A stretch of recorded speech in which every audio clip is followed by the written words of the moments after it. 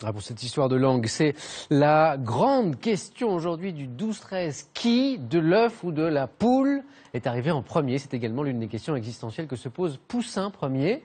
Poussin Ier, c'est le héros d'une nouvelle bande dessinée signée de l'écrivain et philosophe Éric-Emmanuel Schmitt, BD qu'Éric Cornet et Laure Olino nous font découvrir.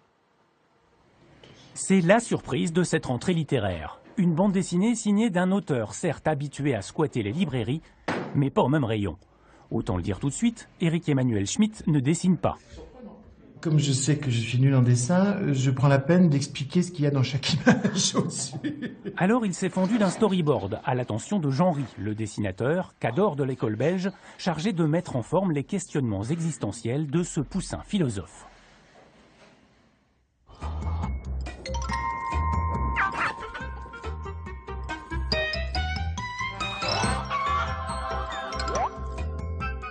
J'avais en tête un personnage depuis des années, l'histoire d'un petit poussin qui vient de naître et qui se demande ce qu'est ce monde, d'où il vient, à quoi ça rime, où on va. Cet album, il a deux buts. Le but d'abord de divertir, de faire rire, et le but aussi de se reposer certaines questions. Après l'écriture et plusieurs best-sellers, Voilà. la mise en scène au théâtre, la réalisation au cinéma, l'un des auteurs français les plus lus dans le monde se serait donc découvert un nouveau terrain de jeu.